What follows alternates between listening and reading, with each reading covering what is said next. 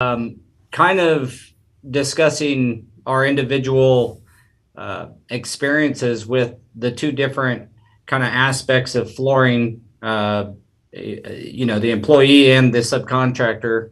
Uh, what's your guys' experience with that? Kind of set a baseline here between the three of us on what your guys' past entails, what your experience is there, and I'll share mine. Okay.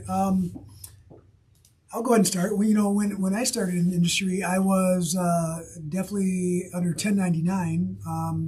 I didn't really know any different, so that was where I started. I did transition over to a W-2 employee at some point, and they both have their place, they both have their benefit, they both have their drawbacks. Does it matter to me which one I'm categorized under?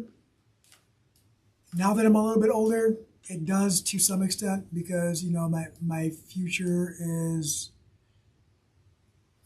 feels to me better off categorizing myself as an employee versus a contractor because items are taken care of for me and there's a lot less work on the back end for me to take care of on a personal level, with the government insurance and retirement and all that. So it makes life a little bit easier when everything's kind of grouped together. So preferably, I would say that I like where I'm at as an employee of our own business at the moment. Yes. Yeah, we'll get into that a little bit, but I mean, there's certainly other options if you are a sub and you own your own business to be still an employee of that business Yeah. and have that company pay you as an employee. So we can get into some of that too. What about you, Daniel? You Same. started off as an employee, didn't you? I no. Well, the wrong kind of employee, the Yeah. 1099 employee, and that's where this. I don't even think it's just the flooring industry. I think it's just construction in general tends to think that that's okay, and that's something that people need to know that it's not the right way to do things, especially when you are calling them an employee and they aren't exactly working for themselves. So I started as what they would call a 1099 employee, right? Even though that's not really a thing. An employee is an employee. But for a few years, I was on a 1099, and it wasn't until I went to go do my taxes, and it's like, what? I owe money? Like, how is this even possible? Like, and that's when you kind of realize, oh, I've been paid wrong this entire time, and what do you do from there? Yeah, a lot of guys have gotten stuck Right. from that deal. And I think that, Let's take a minute to like clearly define the difference because yes, I think that's please. part of it, right? I mean, Daniel and Jose, both of you guys sound like you got started as 1099 thinking you were an employee, Correct. so to speak. But so to define the difference, an employee is paid in my there's my opinion and then there's the legal version. You can pay an employee by the piece as long as they make a certain dollar figure. And some of these things change state by state, some of the rules, but in general, they have to make a minimum, they have to make at least minimum wage, even if you're paying them by the piece, if you're going to treat them as an employee. Now, if you're going to do it that way, you still need to take out taxes, take care of their payroll taxes, take care of their income taxes, the whole works. You still have to encompass all that. The most traditional way, and what, in our opinion, is the best way to hire an employee is hire them by the hour, pay their, have them set up. They get work. They have workman's comp insurance under your company. They are paid overtime when they work over 40 hours. And again, that's another thing that changes state by state. Some states it's if you work over 8 hours in a day. So it kind of Yeah. depends. But the bottom line is they're paid by the hour. They have the same benefits, say vacation time, holiday pay, those kinds of things that maybe the office staff has. At our flooring company, our hourly installers have the same exact benefits as our vice president. Uh, Same health insurance provided by the company, same same benefits with uh, uh, vacation time and holiday pay, that entire thing. So that's my opinion of what really having an hourly employee is. And then subcontractor is the 1099 guy that has to cover his own insurance, taxes, those kinds of things. And I think where some people get caught in this web is they're hired by the as an hourly pay structure, but tax wise are treated as a 1099 uh, independent contractor. Yeah. And so you go working for $15 an hour, and at the end of the year you learn that you owe $5,000 in taxes because the employer that was saying you were an employee and treating you as an employee a lot of times, which is even worse, meaning you got to be there at 7 a.m. You don't leave till 4:30, whatever those time constraints are, which we get into compliance a lot when you start talking about those things, because you cannot have control over that subcontractor. If you're paying them as a 1099 and you're not covering them anywhere, you're not taking care of their unemployment insurance, you're not covering The employer obligations. the employee stuff, then they're really not an employee. But at the end of the day, the pain that causes to a lot of installers who get started there and they get behind on taxes, and then before you know it, taxes are a big item in their life, a big stress point. So that's kind of my what's your guys' opinion? Is that pretty accurate from a that's pretty accurate. And then you run into the guys that they don't know no better, and then once they do find out that, oh man, I'm gonna owe, they just are like, I'm just not even gonna file, and they try to go years and years without doing it. And then it's not until some of these guys actually are like, man, now I want to buy a house, but I can't because of the situation I put myself in, or the situation that my employer has put me in by doing things wrong. Well, I seem to remember us sitting on the porch out in the country talking to a certain installer that I won't name, but I mean, those types of things was the topic of conversation, and everybody sitting there had something similar that had happened. They got behind on taxes. Half the time they didn't even know they owed taxes. I know people on this call have been in the same position where they got behind on taxes, and it was a major stressor in their life. Well, I did 100%, and I did it to myself. And I'll be transparent, I'll be honest. First off, I started out 1099, not educated, right? Like, oh, I'm making cash, I'm getting paid. This is, under the table type thing. He's just reporting it because he has to show the money went somewhere. And then once I found out about what I had to owe, I was like, woo, let me just kind of dodge and duck as long as I can to try to avoid it, thinking it was going to go away, but no, it didn't. And it got to the point when I did finally become a W-2 employee.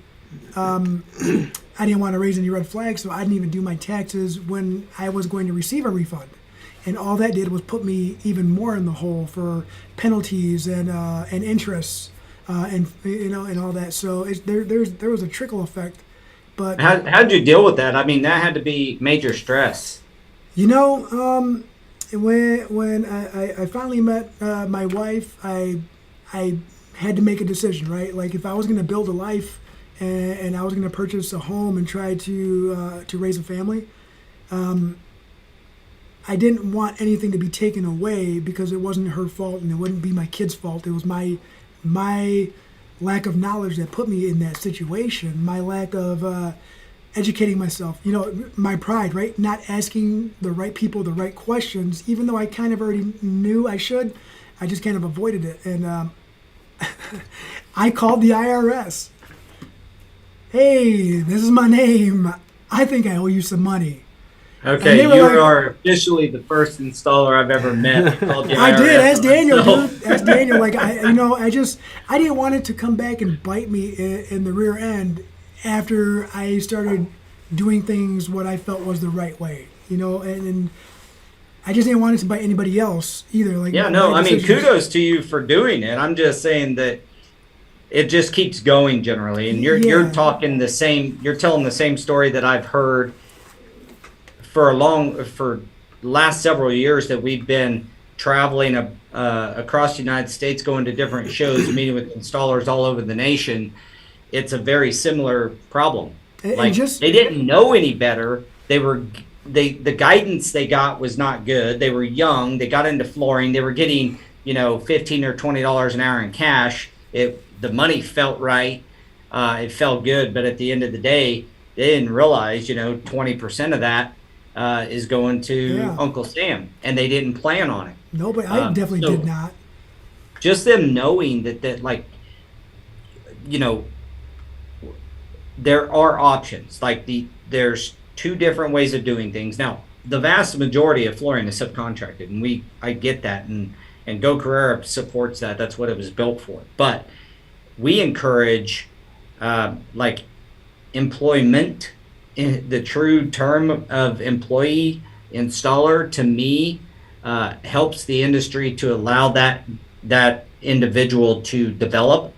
Now, that's not going to change the industry. I mean, there's plenty of people that believe that employee installers are better, that's a better path for them. Unfortunately, you're never going to squash or get rid of entrepreneurship. Like, we're Yeah. entrepreneurs, man. I Thank you, mean, by the that way. I was when I started, I started off as an hourly employee in the flooring business. Um, I made $8 an hour to sweep floors and pick up trash and that kind of stuff.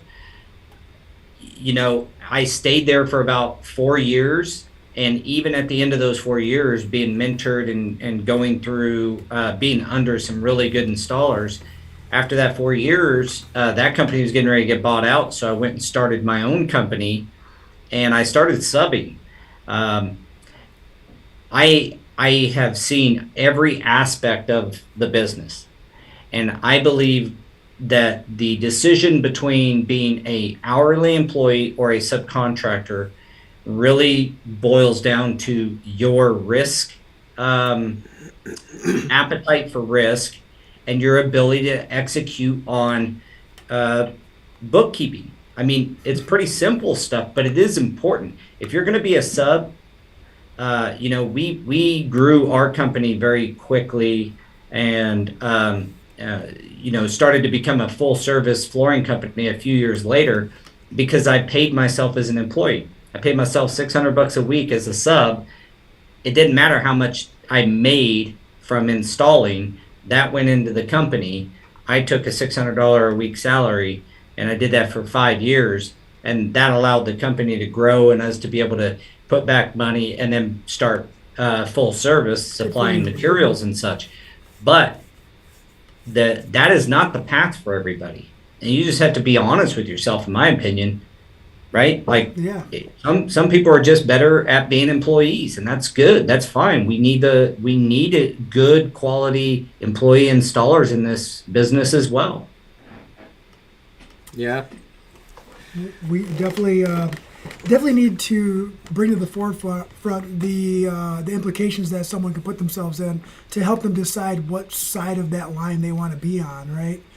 Because it can only help the construction industry as a whole, not just flooring, but everyone. In knowing, Well, you like, hope to have an informed decision like that. yeah, At least give them the information. So if anybody's watching this, that you're a flooring subcontractor and you're behind on taxes, and you're like, we feel your pain. I think that everybody's sitting here has been in some version of that at some point in our careers. The only way, I think, Jose brought up, this isn't tax advice, but this is just life advice. Go take care of it. Look what Jose did. He went forward and said, hey, I owe this money. I think I owe you this money anyway. I have no idea. Can you help me? And, attack the problem and go ahead and because it'll come back and bite you in the latter Yeah. part of your life when you want to buy a house or a car or whatever. Um, but back to the point, you guys have hourly and subcontractors at your company now, correct? Correct. Yeah, we don't And discriminate. how do you choose between that? Because I know that over our business life, there's probably 8 or 10 of our subs that were hourly employees, and we actually helped them get into business because we're not going to, as we figure, we know what we've trained them to do as an hourly, and I'm not going to stop them from chasing their dream. 100%. I'm going to help them. And I want to continue to have them as a good resource for installation for my company. So, how do you guys look at this? How do you determine? Do you have a determination on who should be a sub and who should be an hourly, or is it all based on that guy It's or girl? Historically, like, it's all based on the person, because we've had people as employees that have been like, you know what, this isn't really for me. I'm going to start my own thing. And it's like, awesome. If you need anything, let us know. I mean, our ride-on machines we've had, people use. If they don't have a tool here and there, it's like, here you go. And it's like, they're not even doing work for us, but we're still helping them out, because that's just, no one ever really left on bad terms, right? And it's like, they always came to us like, hey, this is what I'm thinking about. I can't keep you here, man. If you're not happy, you need to go do something that's going to make you happy. And then, a few years later, we have them in here and doing a job here and a job there, and it just goes like that. But right now, what we do is most of our stuff is in-house, and then a lot of the residential we're starting to subcontract, because coming from a commercial background, we're just not as efficient in that aspect. So if we can offload that, and that gives our guys room to focus on what they're good at, which is the commercial jobs. Yeah, and we're not efficient at it. It's not because of the lack of knowledge on our part. It's because our focus has always been commercial, and that's what our employees are trained on, was the commercial aspect. So every time we squeeze in some residential here and there, it is more of a training process through the project versus let's go get it done type of process. Well, they run different. There's no doubt about it. From a project management standpoint, the jobs run different. Let me ask you another question. What is the biggest factor that you see as why somebody wants to be a subcontractor versus be an employee?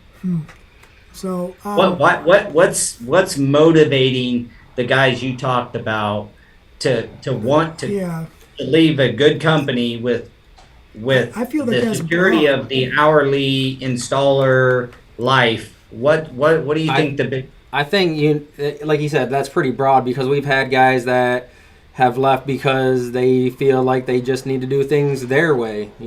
Exact words. I need to do things my way.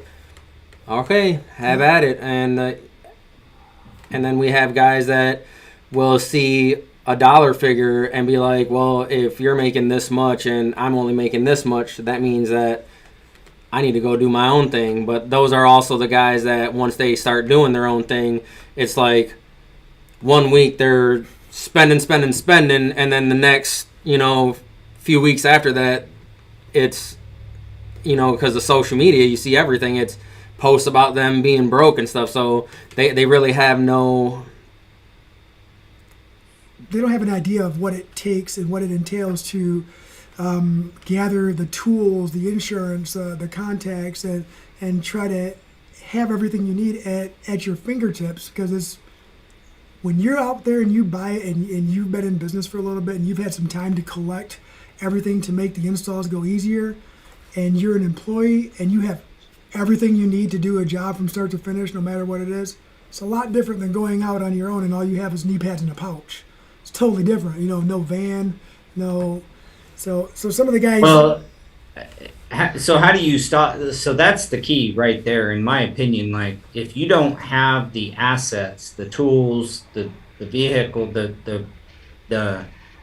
let's call it just the starter kit to be a sub. I mean, you got Yeah. to have a vehicle that's meant to do this, a van or an enclosed truck or something like that. You got to have a work vehicle and the proper tools to perform your trade. If you don't have the basics, then that should probably tell you to stay on as an employee for a while and build Build it up. build that stuff up. Buy your own tools and buy your own Right. thing, and then you can go, out on your own later. I think that one of the one of the things I've um, recognized over the years is guys just want to, like if they said we want to do it I want to do things my way. From a technical standpoint, from a flooring tech, installation technique standpoint, that's not allowed. Like you're still going to have to do it the right way. We're going to make sure. Now, if you're talking about you don't want to get up at 6 and be at the office by 7 and pick up your own materials and then go to the job site like more of our hourlies do. I get that. Like if you want to be your own sub, but there really needs to be almost this like starter kit, the checkbox. Do I have this? Do I have that? Do I have this? Do I have that? Or prior to going and being a subcontractor. And if you can't check all those boxes, you probably should stay as an employee. That's just, my 2 cents on it. But No, Just, go ahead. just hey guys, this is Hussein. Can you hear me? yeah, Hey. what's up, Hey Hussein? everybody. Hey, Hussein. How you doing, brother? I'm doing good. Just wanted to add to that topic. So for me, when I started, yes, I got the van. I got the tools, the basic tools to go ahead and start. And as the job required additional stuff, you go ahead and invest, whether you rent it or you want to purchase it, that's kind of up to you. But what I also started doing, because when I realized, look, I don't want to grow my business while doing the installation, and I'm going to find people to do the work, and I have people working for me, I gave them, like I said, look, I'm going to pay you guys like a subcontractor. You are allowed to use my tools. You are allowed to take my van until you guys get up to the certain point. And that's what I started doing. They drove to my location to pick up my van and use my tools. And then they start, slowly building their own tools, with their pocket knives and floor scrapers and stuff like that.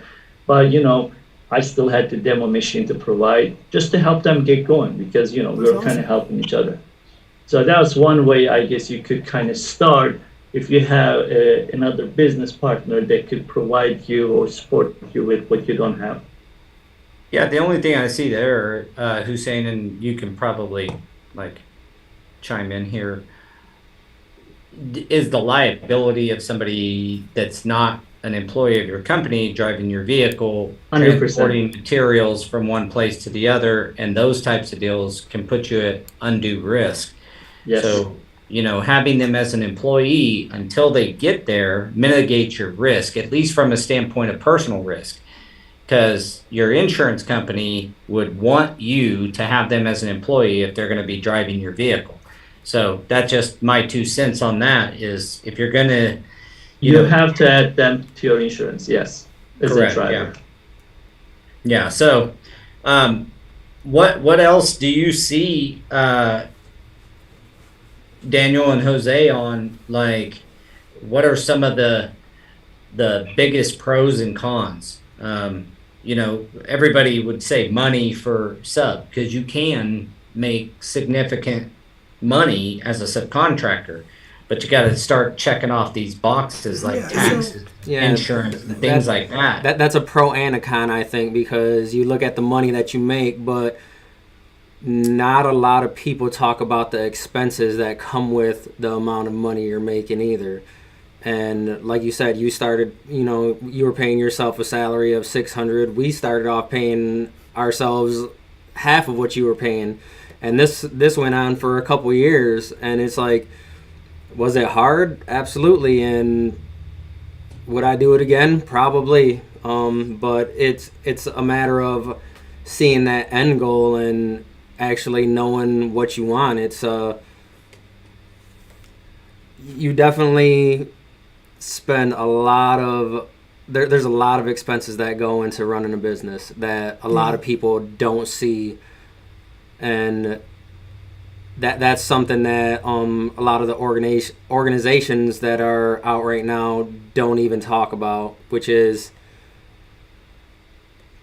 I understand why they don't, but it's frustrating that they don't, because you set someone up for failure if you're not open and honest about stuff like that. And expenses are crazy. No, even we Well, planned. that's why we're talking. I mean, Yeah.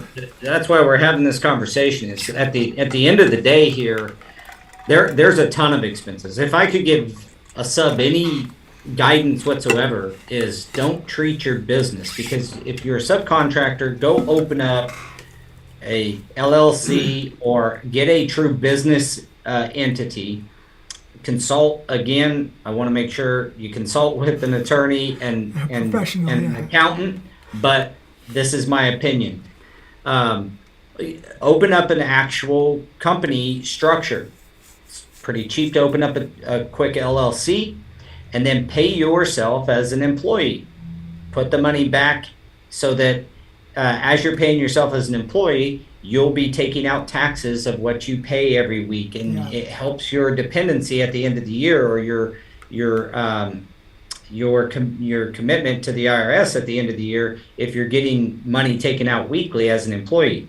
So And that's the commitment to your first family. trick. So Commitment you've to been yourself. paying you every week get paid, you're paying into the IRS and you're legal that way. At the end of the year, if you didn't pay enough, you'll still owe, but at least you've paid some throughout the year through your weekly payroll to yourself. So I would encourage every sub to set themselves up as a company, pay yourself as an employee, and don't treat your company as a piggy bank. Right. It's not just something that you made $5,000 this week and you spend $5,000.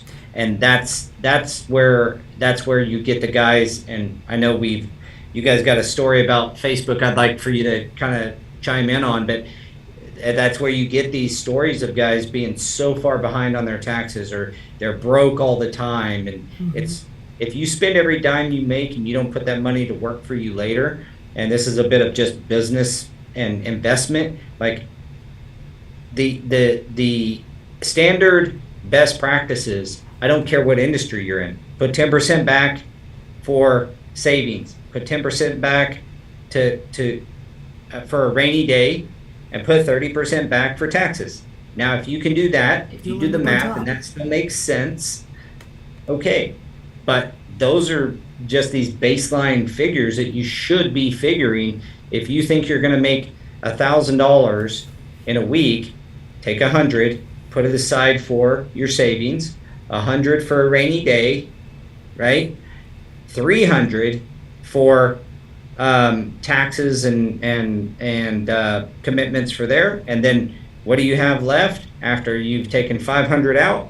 Is a $500. So if that's still attractive and you can make that work for you, by all means. But too many times, the story like you guys were talking about the other in another conversation we had is, I mean, why don't you share that with us? I mean, that's talking about the conversation going on the West Michigan page. But did you talk to him about it already? yes, a little bit ago. Yeah, give him a little bit of information on that. Sorry, he was gone when we had the conversation, so I apologize. Yeah, no worries. I mean, just kind of overview of so on Facebook. People, on Facebook, you know, someone posts on there that they're looking for someone at a certain dollar amount, and then guys say that they weren't bashing, but I mean, it's all written, right? So maybe I read it wrong, but they're like, well, I pay this much for, I won't pay anyone less than this much, or I start my guys out at this much. And it's like, none of that matters if you're not paying your guys correctly, and they're going to end up having to pay their own self-employment tax anyways.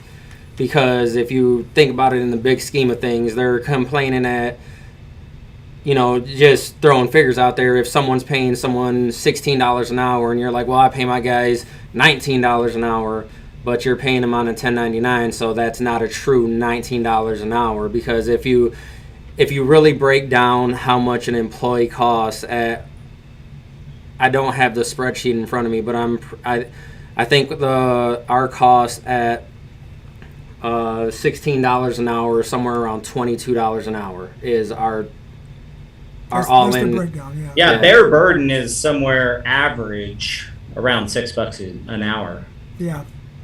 So Depending on retirement and investment from the Well, employer yeah. and all that, yeah. and then that's not even including like the healthcare and all that yet. So it starts getting up there because you don't think, a lot of these guys are going out there and working and they're, on a 1099 and they're not covered by comp. So if anything happens on the job site, it's like, what happens then? Yeah, you're not protected. Cut your fingers off, Yeah. and you're not. If you're 1099, you don't have your own insurance, your own work comp insurance. It's all that In my package opinion, I deal. think that's something that would be nice if the industry would change. Not our industry, but the insurance industry. I think a 1099 guy should have to have work comp. Right. I mean, Yeah. to me, that would take a lot of these. What The is the- guys that are playing as a company, almost, they don't act like a company, but they install and they're 1099. Right. It would take those guys out of it. And the only reason I say this is for safety. I mean, and at the end of the day, these are things guys don't think about, or things that the installers aren't considering when they're talking about going out on their own. So I'm hoping that an open discussion can kind of push at the end of the day, how are we going to move forward progress with both employee, installers, and subcontractors? And I think it's just really, truly understanding the difference between the two, so you don't get the wool pulled over your eyes when you go talk to some retailer that's Yeah. like, yeah, man, you can come work here and I'll pay you $18 an hour. And they're Right. like, great. And then at the end of the year, it's your story, right? Because that's tax bill. that's what they kind of compare things to, is you can go work at McDonald's and make that amount of money, but they're not taking into consideration that McDonald's is paying them on a W-2, and then you get your whole benefits package.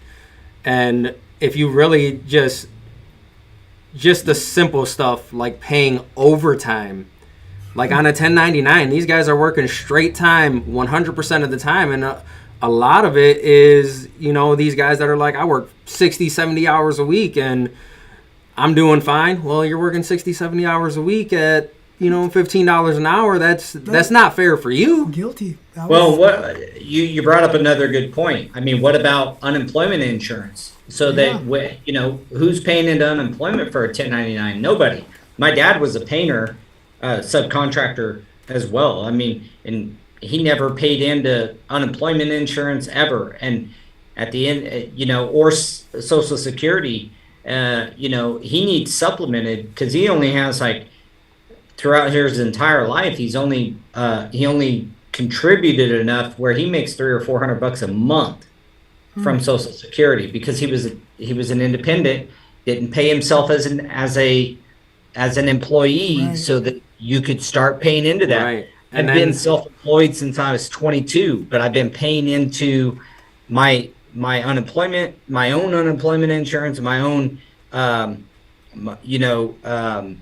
Social Security. All of that has been paid since I started the company. right. And when you're an independent, you really don't think about insurance because those plans aren't necessarily offered, if you're out on your own, unless you're doing like a traditional or a Roth IRA, and a lot of guys don't even know what's out there for them to contribute to.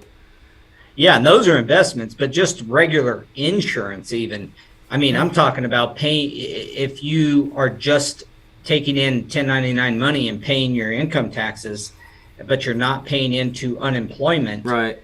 So, a portion of every one of our employees, we have to match their unemployment, so that if they get laid off or whatever happens, a recession or whatever happens in the world, that if they're laid off, they have, the company has money in escrow with the state to pay employees for the time that they're unemployed, right? If they become unemployed.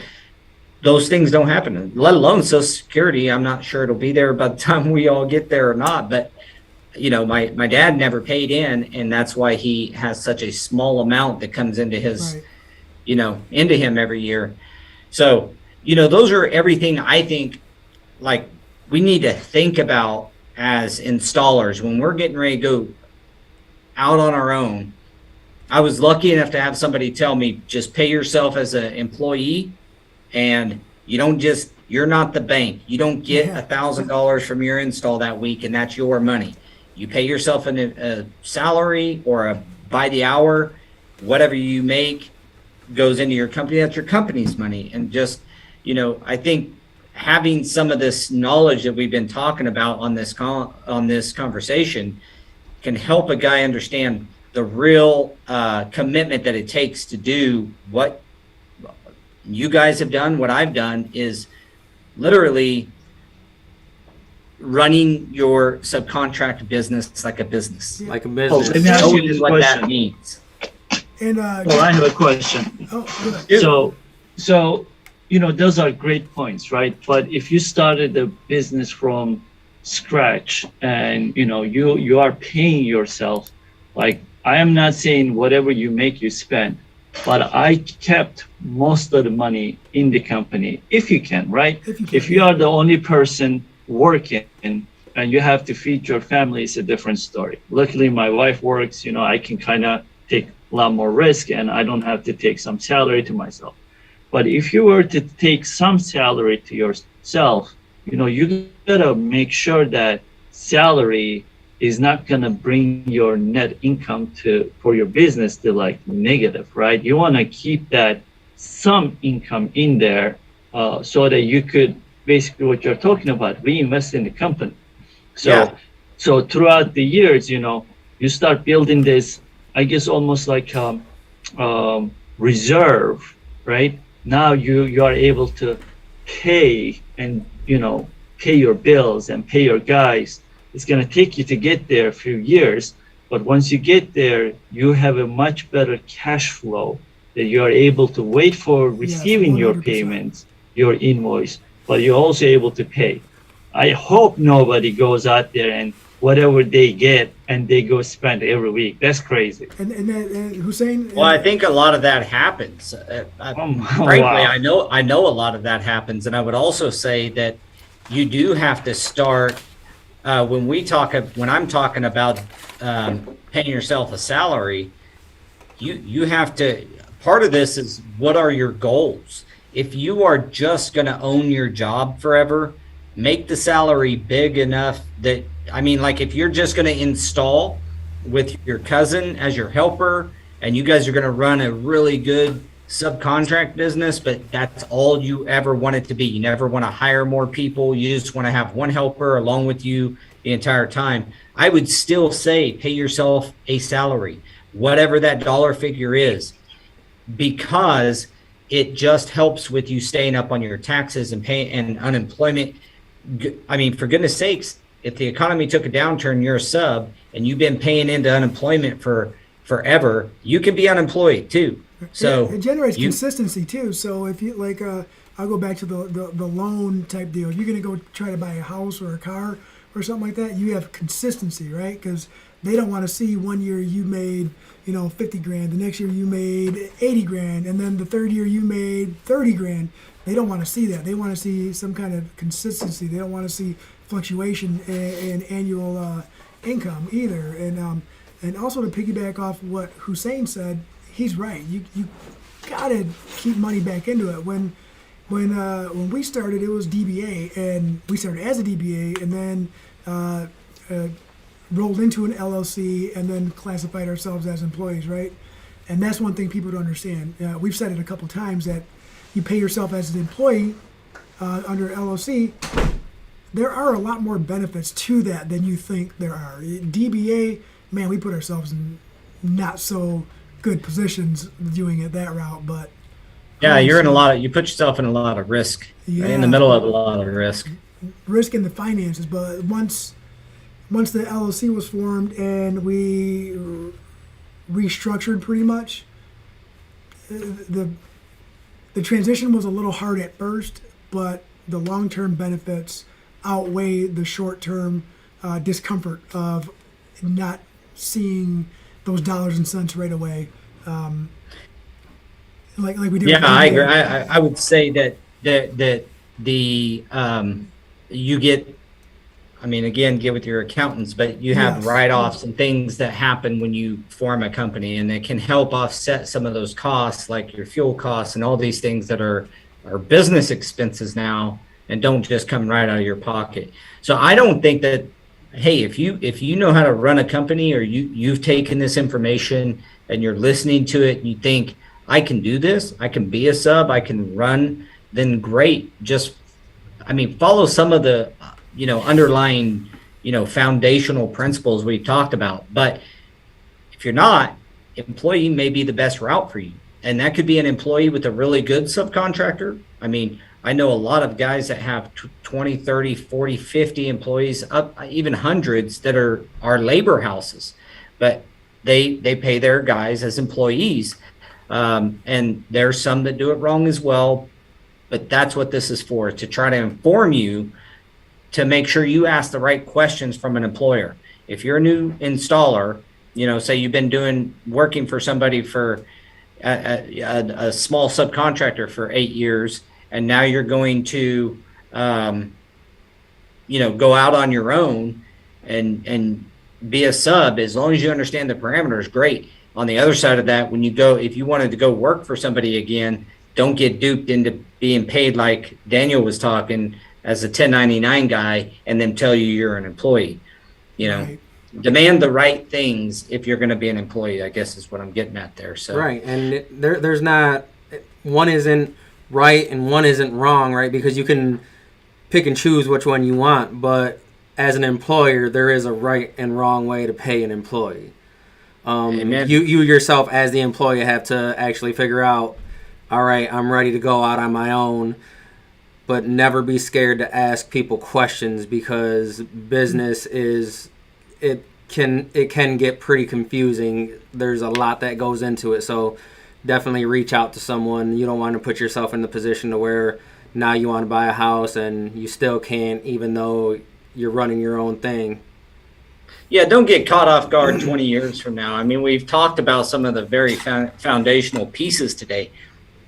If you follow those, you're going to be in a heck of a lot better position than, I know some of us were. In closing here, keep this thing right close to 45 minutes every week. We've talked about the pros and cons. This next week, we're going to be talking about, maybe you are a sub. Image. What is the image you're portraying? Image isn't everything, but it's close. Yeah. So how are you portraying yourself? That's on next week's episode of the Huddle. I want to thank Daniel and Jose and any couple other people that chimed in, and appreciate all the information and good conversation. Guys, you got anything to say in closing here? No, you go first. No, just I already said it. Don't be scared to reach out to someone that's already been through what you're going to go through, because it's only going to help you out in the long run. Yeah. And I just want to add, I'm a little bit old school, right? And Daniel had brought to the forefront a while ago for us that there were organizations out there that are geared around the installer and helping educate. And people's, whether they believe it or not, the subcontractors or employees believe it or not, everyone started somewhere. And the majority of everyone who is in a leadership role or position in the flooring industry, a lot of them started where we did. And, they have a lot of information that they're willing to share. It's not a secret. It's not anything they're trying to hide. So try to find an organization that fits your model. Do some research, make some phone calls, and don't be shy, man. Set pride aside sometimes. You got to put yourself and your family first, and setting pride aside to ask questions that you might be embarrassed to ask, or you might not even know you have a question until somebody brings something up. Yeah. And share this Well, I think event. I think that that is the maybe the best advice you can have given is ask questions. We're going to be sharing on this show plenty of times different organizations you can get in touch with. Join the call. We're on every week on every Tuesday at 3 p.m. Central, and send your questions in. If you have any questions, we'll do our best to answer them, or we're going to have some really great guests in the future that are going to be tied around, taxes and all this stuff we're talking about.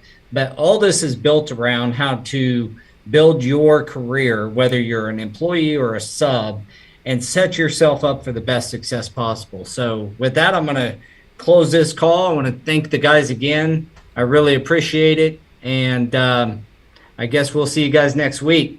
All right. All right, See ya. All right. Thanks, guys. Thank you. Recording